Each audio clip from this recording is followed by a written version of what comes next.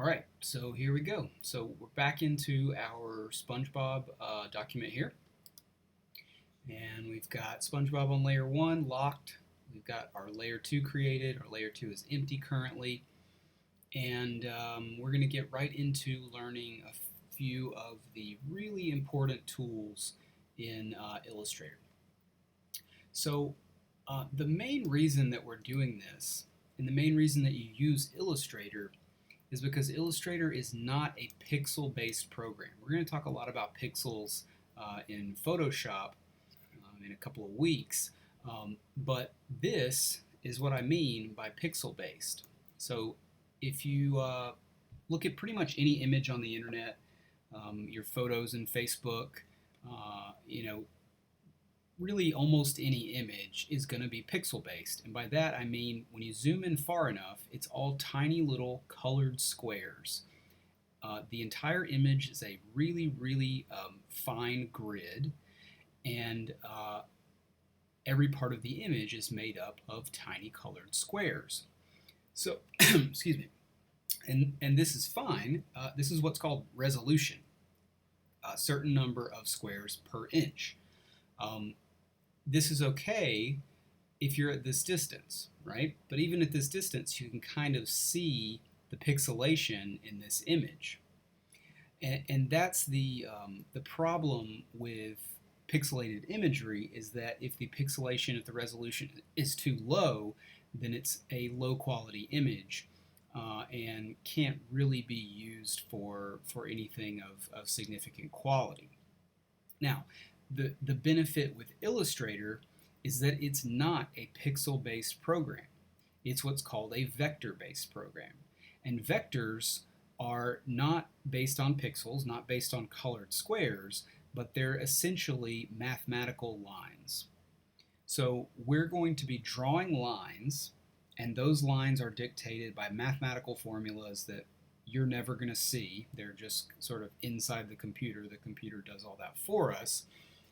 And what this means is that if we make this SpongeBob, if we have this SpongeBob, this pixel SpongeBob, and we zoom in, we make him really big, right? Let's say we want to print him out at the Kinko's or FedEx store or whatever, and we want to print him out the size of this size, right? When we print him out, we're going to see all these pixels, and this is not good. This is low quality if you're going to print something that large. With vector-based work, you can print it as large as you like, and it will always retain the original quality. So that's the really great benefit of Illustrator drawing with vectors. So that's what we're going to start doing. Now, if you remember from the last video, when I pulled out these three shapes out here to the left, and I showed you that this was a large black shape that was totally filled in, and then two more shapes were on top of it. The white shape here that was totally filled in with white, and the arm shape here that was totally filled in with yellow. So I'm going to show you how to start making those shapes and then refining them. And from there, you will be able to create your entire image. All right, so over here in the toolbox, we have the three most important tools. We have the selection tool, the black arrow, the direct selection tool, the white arrow, and then two beneath the black arrow over here is the pen tool. Now, right beside it is the curvature tool. We're not going to be using the curvature tool. The curvature tool is good for some of the lines we are going to be doing, but it will not, it's a very simplified version of the pen tool. So we're going to learn the pen tool because it does everything we need to do. All right, so we're going to start with the pen tool, and I'll come back to the arrow tools once I have something to show you the arrow tools with. Now, the pen tool basically is a drawing tool, and it works by clicking and putting a point down, and then clicking anywhere else and putting a point down, and just keeping going, right? You can see that I'm drawing a shape, and as I draw it, it's filling it with white. And I go back to the end of the shape and sort of finish it out, and there's my shape. I can move it out here so you can see that it's just a white shape. And obviously, we can draw like this, but if you'll notice, every line in this shape is completely straight. And we're not going to want to do a lot of straight lines, especially in these characters. A lot of these characters, they're almost entirely, if not entirely, really nice flowing curved lines. So what we want to do instead, I'm just going to move this over here. What we want to do instead is create a curved shape. Now, to create a curved shape, instead of just clicking lines, so this is just repeated clicking, right? Every time I click, it makes a straight line between the current point and the last point. Instead of doing that, what I'm going to do is I'm going to go ahead and try and start this curve right here. I'm going to put down our first point. I'm going to let go, and so now wherever I move the mouse, I don't have the button clicked down. It's just free, free form. Wherever I move the mouse, it's dragging an imaginary line here. Now, if I click and let go, it will create a straight line. But if I click and hold, try that again.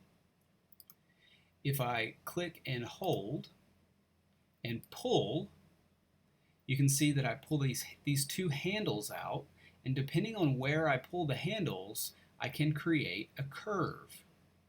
Okay, so obviously I need to be about right here to create the curve that I want to. Now you'll notice a couple of things here. Number one, it's starting to fill in this shape with white. Generally, when I'm drawing, what I do is turn off the fill, so it's just the line that allows me to see through everything, which is the least disruptive of the drawing process. You'll also notice that this second curve over here is kind of already attempting to draw itself in a way, right? You can see that I can't really match this part of the line right here because this curve is already thrown itself really far out. So I'm just going to go ahead and put it right here, try and get a little bit of the curve there, and go ahead and finish this part out just by clicking and dragging and trying to get the curves that are presented here. Okay, and I'm just going to go to right here, and then I'm gonna end it. So that looks pretty good there. All right. So when I want to take the fill out of this now, before I finish the shape, so what I'm going to do is I'm going to press Escape on the keyboard, and that will let me out of the pen line. I'm then going to come over here to these are our color boxes. You'll notice if I hover over this one, the filled in box here, it says fill. The one here that is just the outside of a box that's not filled in is called the stroke. We're going to be working entirely with the fill box. So if you want to change the color of a shape, you want to use the fill box. Now, before you do that, you have to make sure that you select the shape. If you want to alter anything in this project, you have to select it first. So what we're going to do is use our two selection tools here. We're going to use the black arrow tool to select this shape, and then I'm going to come back over here to our fill box and then turn, these are our three options, color, gradient, and none. We're only going to be using color and none when we need there to be no fill. So I need there to be no fill right now so I can see through the shape. So I'm going to click none. You can see that the shape is still there. It's still this red line, but it just has no fill in it. All right. Now, before I move on to manipulating this part of the shape, I want to talk about the two tools we have here. So you notice that I use the selection tool, the black arrow tool, to select this shape. If I'm off of the shape becomes invisible. It is a vector. That red line is a vector, which is right here. And this is basically right now an invisible line. The computer knows it's there, but it has no color to it. If it did have a white fill, which means that it filled the interior of the shape, but it had no stroke. A stroke looks like this, right? So a stroke goes along the edge of the actual line, the actual vector. We're not, like I said, we're not going to be using strokes in this project because everything we're going to create is a hollow shape that we will then fill with color. So only fills, no strokes. So I'm going to take the stroke back off here. And you'll notice, like I said, if it's not selected and we use the black arrow tool, it will select the vector and it will also give us this bounding box. Okay, the bounding box is this rectangular box that fully engulfs the shape that we've drawn. And the black arrow tool, the way I describe the difference between the black arrow and the white arrow tool. The black arrow I always describe as a full hand. So if you want to, say, move something or do big sweeping actions to an object, think about real life. If you want to pick something up, you use your whole hand, right? All 5 fingers. If you want to sort of micro adjust something, right? Like push something around or just touch something, then you use maybe a single finger. And that's the way I describe the direct selection tool. So the direct selection tool is for minor changes and movements here and there. This is going to be the tool that you use the most of the 2 arrows. The direct selection tool is the one that allows us to manipulate the shapes themselves after we draw them. Okay, so let me show you what I mean by that. Now currently this is our vector, this red line. We've drawn it, but it's not quite what we want. We want it to match loosely this line right here, but it's slung way out too far. So what we're going to do is we're going to use our direct selection tool. This is our vector line, and everywhere you see a square, these are our points. So points and a path. Okay? Every time I click on a point, it will highlight that point. You'll notice that it's a red square now, and all the other red squares have turned white. This means that this square is selected and none of these are. That one right there, right there, right there are not selected. Okay? And we want to, like I said earlier, we want to make a selection if we want to modify it. So we select that point, and now when we click and drag, we can pull it, push it wherever we want. You'll notice that it's kind of, see that snap right there? You're probably going to have this in your program too, and this is something you can turn off, and you're probably going to want to turn off. So I'm going to show you how to do that right now. We're going to go to View, and this right here, Snap. We're going to turn that off. And you might find as well, if any of these are turned on, you're probably going to want to turn those off. You might find that Smart Guides is also turned on, and if that is, I would recommend turning that off as well. By on, I mean if there's a check mark right there. You want to click it till the check mark turns off. Okay, and now we can kind of freeform move this and it doesn't snap to anywhere. So this curve looks pretty good to me. I like that one right there. This one is a little weird. So what we're going to do is we're going to use this handle right here and this handle right here to manipulate this curve in between. That's how these points and paths work. So we select a point here. This handle and this handle are the 2 handles that determine the curvature of this curve right here. So we're going to push this in, and you'll see that that kind of gives us a little more of the curve that we need. Pull that up, and that looks good to me. It's going right around the middle of this sort of pixelated black to yellow area here. This one looks pretty good. This looks a little funky right here. So I'm going to try and fix it. You may find that you're not able necessarily to get that curve, right? So like here, I can get the curve here, but then I'm losing it here. So what I know is that I'm probably going to have to add an extra point in here and then push it up. Okay, this is just something that you're going to have to learn by experience, essentially. I'm going to make this whole shape with 1, 2, 3, 4, 5, 6, and then I'm going to add a 7th point right here. So this is a really complex curved shape with just 7 points. Now, how do I add that point? I'm going to go back to my pen tool here, and you'll see that you'll see right now that I have the pen tool icon, and just underneath it is a little asterisk. That asterisk means that if I click right now, I will start a new pen line. Okay? Now I have another few options. If I hover over a point, you'll notice that I get the minus sign. If I click right now, it will delete that point, and then it will draw a curved line between the next 2 points. Okay? But I don't want to do that, obviously, because I like that point. What I want to do is add a point. So if I hover over the vector line anywhere that does not have a point, then I'll get the plus sign. Here I can click and it will add a point. Okay? Now I'm going to go back to my direct selection tool. I'm going to select that point and I'm just going to push it in till it fits kind of where I want. And that curve looks pretty good. This one's a little iffy, so I'm going to pull it out. And there we go. So now this shape, I'm going to fill it again. We'll fill it with color so you can see. So this shape looks pretty good. Okay. I'm just filling it so you can see where it is and how the edge of it looks. We're going to continue the shape.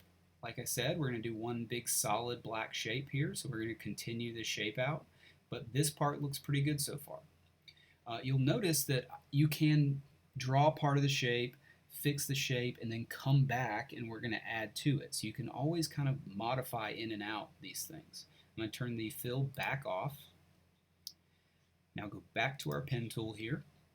And now the next option that we can get with this pen tool is if we hover over an end point. So here's our end point, here's our start point. If we hover over either of those points, you'll see that we get this sort of backslash. The backslash means that if I click here, it will allow me to get back into that line. So this is very, very, very good to know. Because you're going to want to do this at some point when you need to fix something, so you're going to back out of the line, and then at some point you're going to need to get back into that line. You just hover over an endpoint and click, and you'll be good. Now, one of the more complicated parts of drawing with the pen tool is what's going to happen in just a moment. I'm going to get this curve here. And now I want this next line I want to draw is this curve right here, right? But if you'll notice, as I move around, I can't find a good spot because the curve that the computer is trying to draw is an inverted version of the curve that I actually want to draw. There's no way to get that curve with this handle right here being where it is. So in order to draw this curve that's represented here, we need to get rid of this handle. And we can do that while still in the pen tool and still in this vector line. If we go back to the point that I just drew and hover over it, it's hard to see. Let me see if it's hard to see. You can't see, but if you look really close, it's black, so it's over the black of the actual shape itself, so it's hard to see, but just under the pen icon and to the right, there is an upside down V, so sort of an A without the cross brace. And that is the convert symbol right here. You can see it right here. And what that's going to do is it's going to delete this entire handle right here. It's going to keep this handle, but it's going to delete the second handle. So I'm going to click it. And now we have no handle that's controlling this second part of the curve, and now we have the option to draw the other side of that curve. And now I can keep drawing.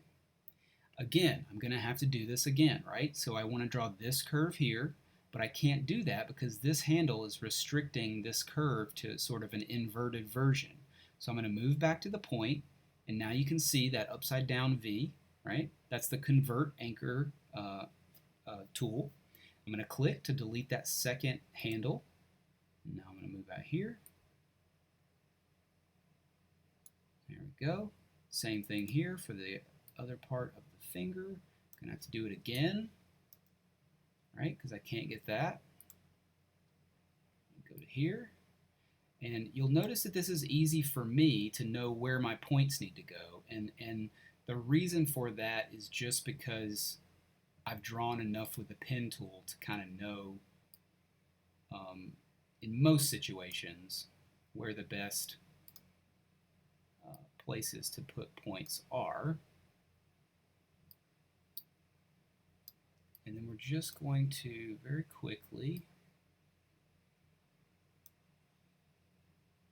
go back to the end point. So this is our start point. You'll notice that when we get to it, we have a little donut underneath our pen icon.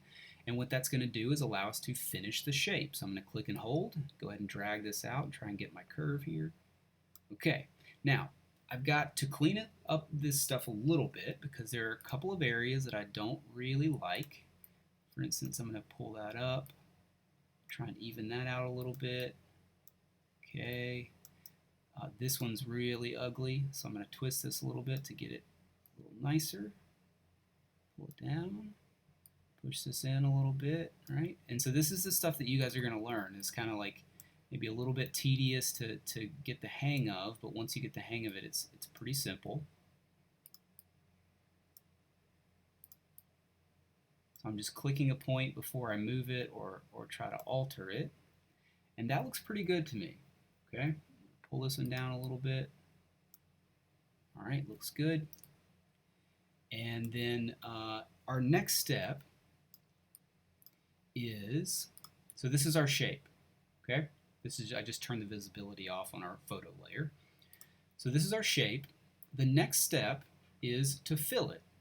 And to fill it, we're going to use our eyedropper tool. That way we don't have to guess what color it is. I mean, obviously we know what black is, but once you get to this yellow color, you don't want to have to go and like try and figure out what the exact color is. You just want to color match it immediately. And there's a tool for that that does it very easily.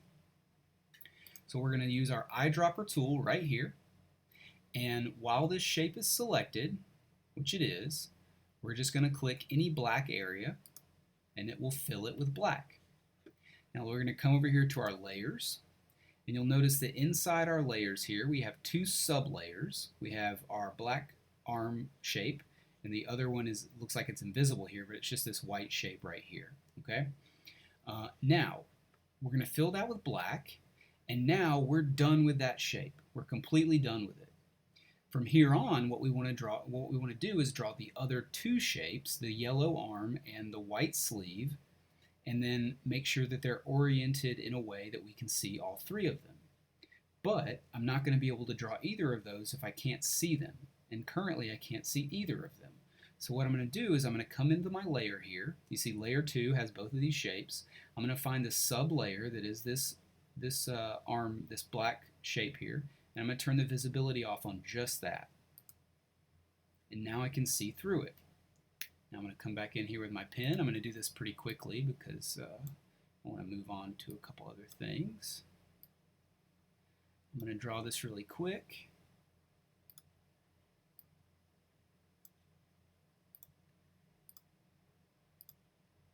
See, this is why you turn the fill off, because I can't actually see what I'm doing here. Okay, turn that fill off so we can fix it up real quick.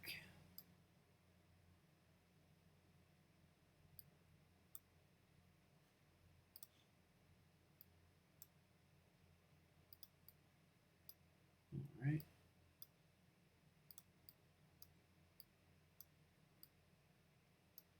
Not too bad. I will show you one other thing here. You may have noticed that I came up here and I clicked one of these buttons real quick. What that does is it will convert whatever point you select. Let's say this one, because I need to actually alter this one. This one is too sharp, right? So it's real sharp, but I need to get this kind of like flared out little rounded edge here. It will take whatever point you select, and you can convert it. If you hover over, convert selected anchor point to corner, convert selected anchor point to smooth. So if you have a point that has, for instance, this one has no handles, right? This is a handle right here, so it has no handles coming off of it. But we want it to have handles, that way we can round it out. So we're going to select it, we're going to convert it to smooth, and you can see that that gives us two handles to work with. And now I can pull those out. Okay, you can also, if you find that you have a point with handles that you need to be a corner, you can use this one and it will delete those and make it a corner. You will use the convert to smooth way more than you will use the one to convert to corner. But they're both good to know. Okay, so we drew that. I'm going to fill it with white. We're going to use our eyedropper tool again, just click in the white here. Okay, and now we can see it. We can turn it off if we want. We can turn it on, and we turn our sleeve shape on, and you can see very easily that we've drawn the background shape of black, and then we've drawn the sleeve over top of it. Okay. Now, if by some chance you accidentally drew the sleeve underneath the black shape, then it's going to look something like this, and you're going to wonder why you can't see it. This is where we talk about layer order. Okay. So over here, you'll notice that there's a very specific order, top to bottom, of these layers. SpongeBob is down here at the bottom. Layer 2 is above that, obviously, right? So we have these two layers, and then if we open it up, here's all of our sub-layers. Now you'll notice that when our sleeve shape here is underneath the black shape, that we cannot see it. And what that means is that the sleeve shape, the white shape, is behind the black shape. Right? So what that tells you is that if it's below, it's behind. If we move it above, it moves in front. And that is what's called the stacking order. The further up over here, right, up to the top, the closer it is to your eye, okay, in terms of space in your image. So SpongeBob is always going to be layer 1. He's always going to be way down here at the bottom because he is always going to be behind everything that you're drawing. So if you want to, what this means is that you can draw something that's in front of or behind anything, and at any time you can always just drag and reorder. Okay, so if you draw something that accidentally is behind something that you need to be in front of something, you just come over here and find it, drag and drop it to where you need to go, and then you're set. No issues at all. Okay. So from here, our next step would be, I'm not going to actually draw it, but our next step would be to turn off the black shape, turn off the white shape, right? Leave the layer on, because if you don't turn if you turn that layer off, you're going to come out here and you're going to see this. You're going to see the pencil with the no sign, which means you can't do anything, right? If you can't do anything, you're either in a locked layer or you're in a layer that's invisible. That's going to be one of those two options. So what you want to do is always leave the actual layer itself on and turn off the sub-layers. Okay? So now that we have those two off, we would draw the yellow shape. And then we would come in, fill it with yellow, and then move on to our next shapes. Okay. So we have learned a little bit about the two selection tools, the pen tool. We learned the eyedropper tool, very simple. You just select a shape and then click the area that you want the color to fill with. The hand tool and the zoom tool. We learned the fill box. That's the only one we're going to be using. All of our strokes should always be turned to none. And that is pretty much it. We've learned about the layer palette. Okay. And that's all we really need to complete these projects. The rest of this project is just simply understanding how to start, right? So if I'm doing SpongeBob, I'm basically going to break it down into right arm, because it's this one has a black outline, whereas the sponge has a green outline. So I'm going to do right arm, I'm going to do left arm, I'm going to do the whole sponge, right, from the waist up with the face on top of it, and then I'm going to do a waist down, essentially, because all of that has, again, a black outline. Now when I do the bottom, for instance, I'm basically, I'm going to, let's say I start here, I'll do the straight line, I'll do the straight line, and now when I get up here, turn this off, I know that all this stuff, right, the shirt and all this black, is going to be underneath all of this sponge shape. So I can just come up here and do this, because I know I'm going to be covering that up with the eventual sponge shape, right? So it's going to take a little bit of ingenuity and thinking, but you can definitely do it. So think about layering, what is in front of, what is behind, all that kind of stuff.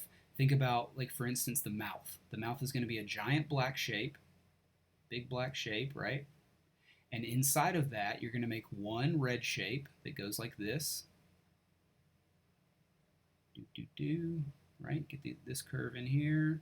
So that's your one red shape.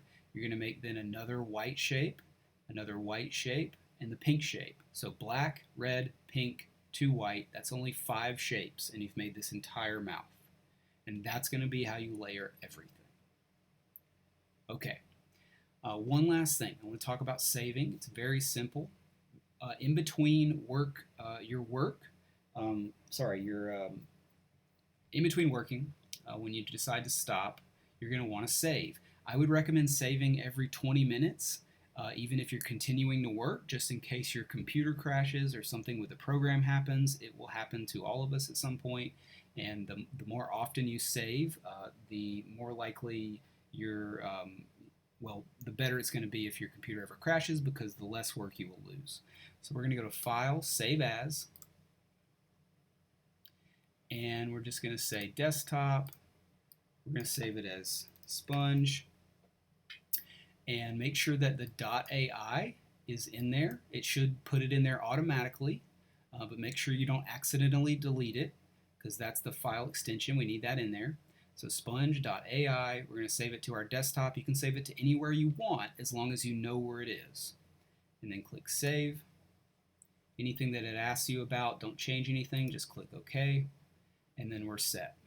So the next time that you need to come back into the program, you should just be able to go File, Open, and then find your sponge.ai, click Open, and it'll pop it open right here. Okay? So I'm hoping that I remembered everything. There might be something, one or two things that I forgot. Hopefully not. But if I did, I will try to let you guys know via email. And if you're having issues, please email me. If we need to set up some sort of discussion or Skype or whatever, we can do that, and I can help you. And that will be it. I'll catch up with you guys during the week and make sure everything's going okay. And that's it. All right.